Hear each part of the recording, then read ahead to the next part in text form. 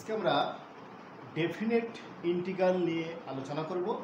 তার আগে আমরা জেনে নিই আসলে ইন্টিগ্রাল বা যৌগজীকরণ আমাদের কি কাজে লাগে। আমরা জানি যৌগজীকরণের আসলে মূল উদ্দেশ্য হলো কোনো একটি বক্ররেখা দ্বারা আবদ্ধ ক্ষেত্রের ক্ষেত্রফল নির্ণয়।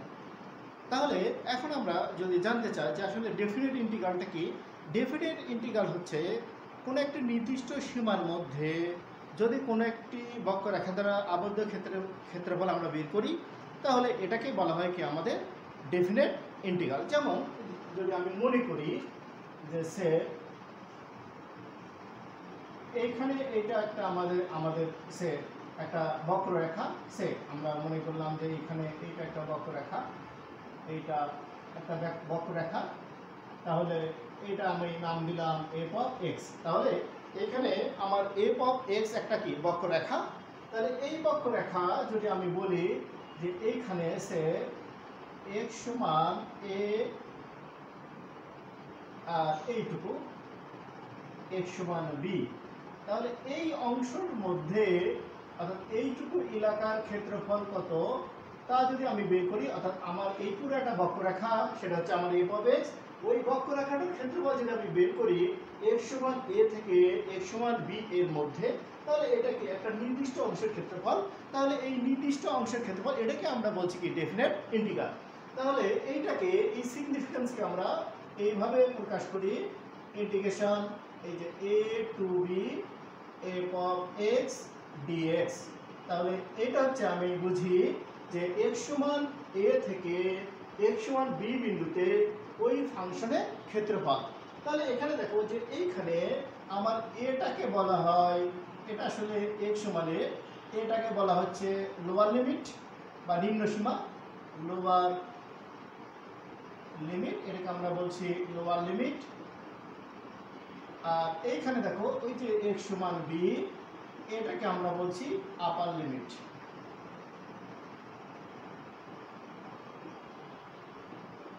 তাহলে দেখো আমাদের প্রশ্ন হতে পারে যে আসলে আমি এই ক্ষেত্রফলটা কি অন্যভাবে বের করতে পারি না? হ্যাঁ, আমি এই ক্ষেত্রফলটা কি অন্যভাবে বের করতে পারি। দেখো যদি আমরা কোনো একটা কার্ভকে যদি ক্ষুদ্র ক্ষুদ্র অংশে ভাগ করে দিই তাহলে সেগুলো কি হবে, সরলরেখা হবে। যেমন ধরো যে এটা একটা কার্ভ, একে যদি আমি খুব ক্ষুদ্র ক্ষুদ্র অংশে ভাগ করি এইখানে এইখানে, তাহলে দেখা যাবে এটা কি হবে, খুব ক্ষুদ্র ক্ষুদ্র অংশ, সেগুলো দুটো যোগ করলে একটা সরলরেখা হবে। এবং দেখো যে যদি আমি এইখানে এই সরলরেখাগুলো আমি যোগ করি তাহলে দেখবো এটা আমার কি হবে, একটা আয়তক্ষেত্র হবে। তাহলে এইখানে দেখো যে আমার অসংখ্য আয়তক্ষেত্র হবে।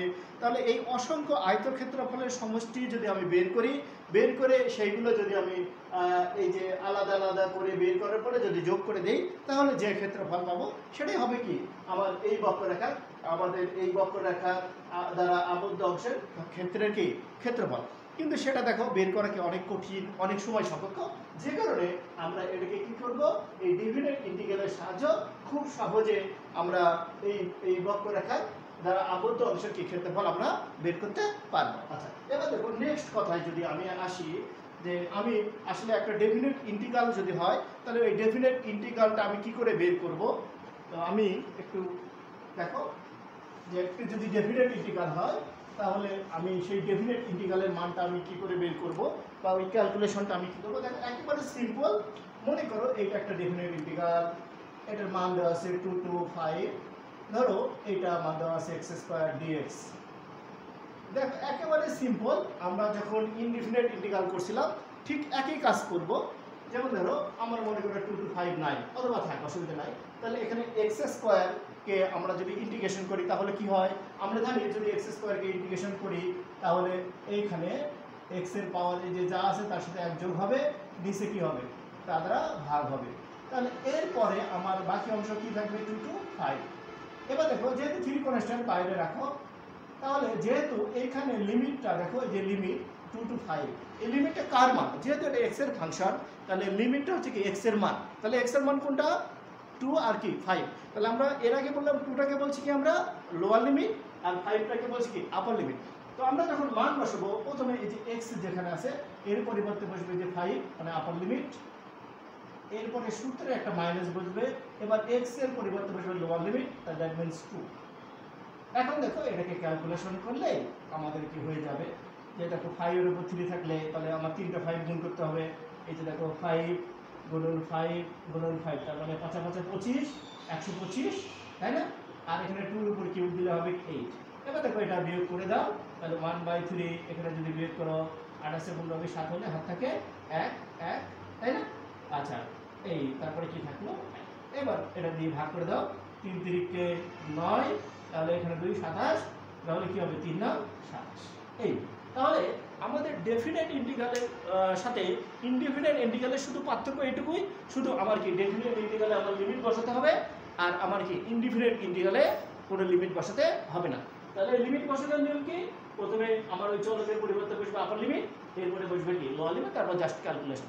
এখন দেখো এখানে তোমাদের মনে একটা প্রশ্ন জাগতে পারে যে স্যার এইখানে যে আপনি ইনডিফিনিট ইন্টিগ্রাল যখন করছিলেন তখন ওখানে একটা কনস্ট্যান্ট সি বসাইছিলেন, আর এখানে আপনি যখন এটাকে ডেফিনিট ইন্টিগ্রাল করলেন তখন এখানে সি বসালেন না কেন? তাহলে আমি এইরকম একটা অঙ্ক তোমাদের একটু করে দিই। মনে করো এইটার মান আছে 3 to 7, মনে করো এটা x dx।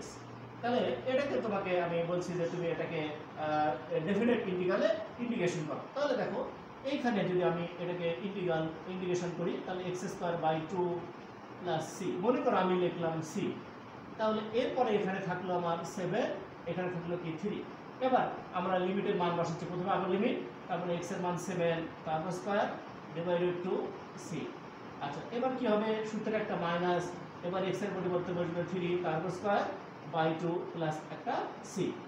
তাহলে এখানে দেখো 47 by 2 plus c minus 3 3 9 divided to minus c, দেখো c কেটে যায়।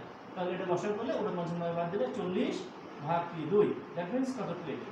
তাহলে দেখো যে আমাদের যখন আমি ডেফিনিট ইন্টিগ্রাল করতেছি তখন আমার এখানে সি বসালেও সিটা থাকছে না, তাই না? সেটা কি হচ্ছে, বাদ যাচ্ছে বা কি কেটে যাচ্ছে, যে কারণে আমরা যখন ডেফিনিট ইন্টিগ্রাল করছি আমরা লিখছি না, বুঝা গেল? আচ্ছা, তাহলে এই কারণে কি যখন আমরা ডেফিনিট ইন্টিগ্রাল করি তখন আমার বসে না। এবার এসো যে আমরা ডেফিনিট ইন্টিগ্রালের কিছু প্রপার্টিজ আছে, তো আমরা প্রপার্টিজগুলো দেখে নেই, বা বৈশিষ্ট্য বলতে পারো বা প্রপার্টিজ।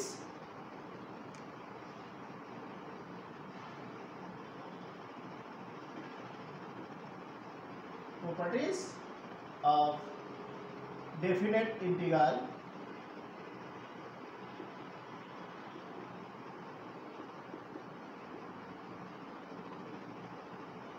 তাহলে দেখো ডেফিনিট ইন্টিগ্রালের প্রপার্টিজ গুলো কি কি। Number 1, a to b f of x dx সমান a to b f of z dz। That means আমরা দেখলাম কোন একটা ফাংশন তার আপার লিমিট যদি lower limit a upper limit b যদি সেটা f of x ফাংশন হয় অথবা সেটা f z ফাংশন হয়, দুইটা কি হবে সমান। তো আমরা এটা প্রমাণ করে দেখতে পারি। দেখো যদি আমরা প্রুফে আসি, প্রুফ, তাহলে দেখো কি দেখা যাচ্ছে, এইখানে আমার ছিল a to b, এখানে ছিল f of x dx এই অংশটা।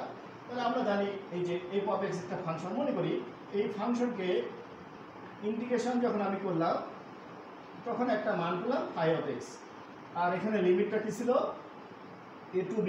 তাহলে এবার লিমিটের মান বসাও, আগে আপার limit phi of b minus কি phi of a, দেখো দুটো কি। আচ্ছা, তাহলে এটা গেল। এবার দেখো পরের অংশ আমি যদি আসি, তাহলে দেখো এটা আমার কি a to b f of z dz। তাহলে এটাকে যদি আমি ইন্টিগ্রেশন করি তাহলে এখানে আমার phi of z আর লিমিটটা আমার এখানে রইল a to b। তাহলে এখন যদি আমি মান বসাই তাহলে এটা কি phi of b minus phi of a। দেখো এইখানে আমি দেখছি, দেখো এইটা আর এইটা কি সমান, তার মানে a to b f of x dx R a to b f of z dz এই দুটো কি পরস্পর সমান। তাহলে আমরা এক নম্বর কন্ডিশন প্রমাণ করতে পারলাম যে a to b f of x dx a to b f of z dz কি পরস্পর সমান। এবার আমরা যদি 2 নম্বর কন্ডিশনে আসি, তাহলে এক নম্বরটা আমরা প্রমাণ দেখে ফেললাম। নাম্বার 2, দেখো নাম্বার 2 আমাদের বলছে যদি এটা a to b f of x dx সমান এটা a to c f of x dx plus এখানে আবার c to a f of x dx এটা কি সমান সত্য একটা যে এটা এখানে আমার যে এই সিটা হবে a এবং b এর মাঝে যে কোনো একটি সংখ্যা মানে দেখো যে সিটা আবার কি a এবং b এর মাঝে হবে। তো যদি আমরা এটা গ্রাফিক্যালি প্রমাণ দেখতে চাই, যদি আমি দেখাতে চাই, মনে করো এইটা, তাহলে মনে করো এইটা আমার একটা বক্ররেখা, মনে করো এইটা আমার একটা বিন্দু a, এইটা একটা বিন্দু x সমান a আর এটা কি x সমান b। তাহলে আমরা বলছি c বিন্দুটাকে এর মাঝখানে অবস্থা, ধরো এখানে মিডল পয়েন্টে, তাহলে এটা আমি যোগ করি।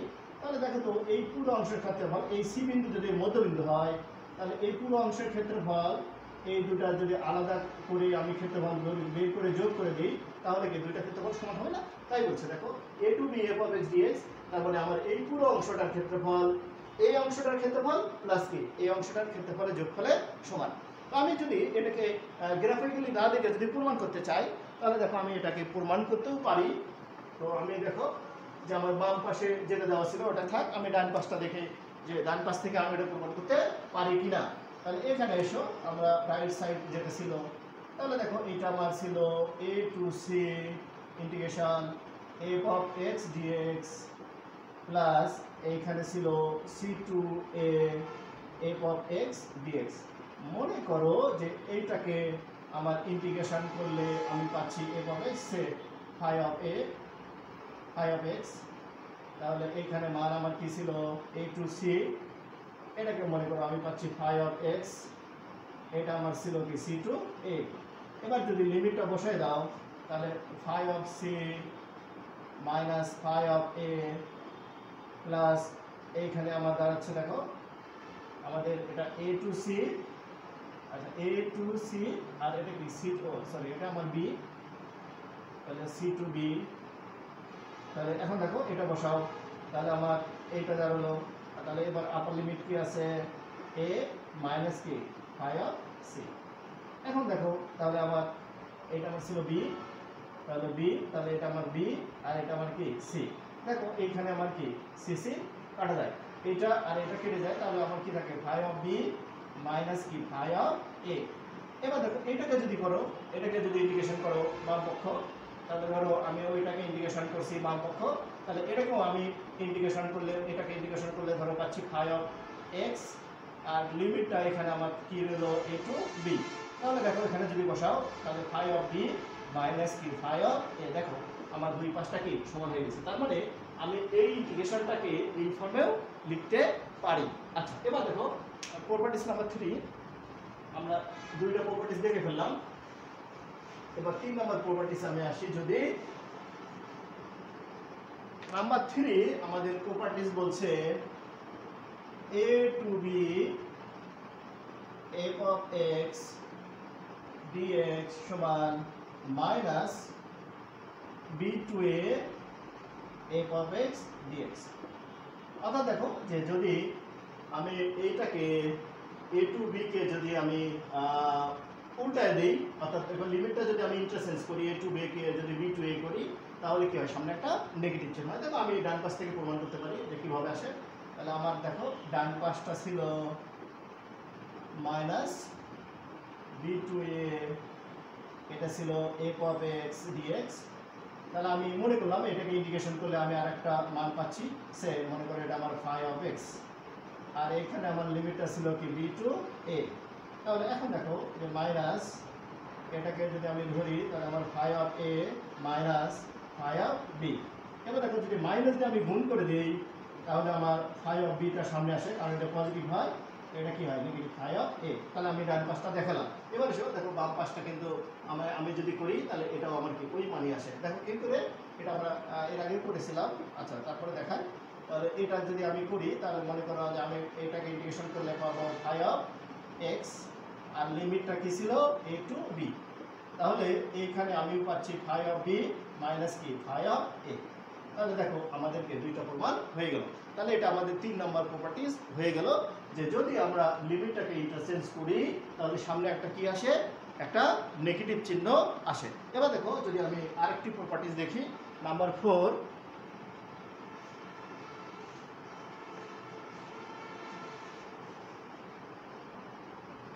দেখো নাম্বার 4 প্রপার্টিজ নাম্বার 4 যে এটা যদি 0 to a f of x 0 to a f of a minus x dx, তাহলে আমি যদি এটা ধরি পুট z সমান a minus x dz সমান minus dx অতএব minus dz সমান dx।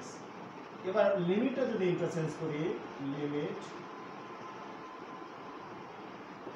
তাহলে দেখো যে আমাদের এটা ছিল আমার x এর মান, তাহলে x এর মান যখন 0 z সমান ছিল a, x এর মান যখন a z সমান কি 0। দেখো লিমিটটা ইন্টারচেঞ্জ কিভাবে করতে হয় আমি যদি দেখি বলি যে এটা মান কি আসলে x সমান 0 টু x সমান a, এটা x এর মান 0, তাহলে আমার এই যে x এর মান আমি 0 বসালাম, এখানে x এর মান যদি 0 বসাও তাহলে z সমান কি a। এবার দেখো এই পরেরটা কি ছিল a, তার মানে x এর মান কত a, তাহলে x এর মান যদি a বসাও তাহলে z এর মান কি এখানে কিছু থাকে না 0 এই। এবার এসো আমরা যেটা করতেছিলাম ডান পাশ, তাহলে দেখো ডান পাশ কি ছিল লিমিটটা আমার কি দাঁড়ালো বলো তো, লিমিটটা দেখো যেখানে x এর মান ছিল 0 ওইখানে আমার z এর মান আছে a। এবার দেখো যেখানে x এর মান ছিল a z এর মান কি 0, আর এইখানে দেখো a তো থাকলো, এটা a minus x এর সমান আমি কি ধরছিলাম z, আর এইখানে dx এর পরিবর্তে কি আসছে minus dz। আচ্ছা এবার মাইনাসটা সামনে নিলাম, তাহলে আমার এটা কি দাঁড়ালো a to 0 f of z dz, তাই না? তাহলে কি দাঁড়ালো a to 0। এখন দেখো যে যদি আমি এইখানে মাইনাসটা না রাখতে চাই তাহলে কি করতে হবে, আমার লিমিটে ইন্টারচেঞ্জ করতে হবে, তাই না? আমরা এর আগে জানলাম যে লিমিটে ইন্টারচেঞ্জ করলে সামনে একটা কি আসে নেগেটিভ চিহ্ন আসে। তাহলে আমরা যদি লিমিটটা ইন্টারচেঞ্জ করি তাহলে আমি 0 to a f of z dx, তাই না? আর দেখো আমরা প্রথমটাতে কিন্তু প্রমাণ করেছিলাম যে f of z dz integration f of z dz সমান এই যে integration f of x dx। তাহলে আমরা এটাও প্রমাণ করতে পারলাম যে 0 to a f of x dx সমান কি 0 to a f of a minus x dx। ওকে, তো আজকে এ পর্যন্তই, ভালো থাকো।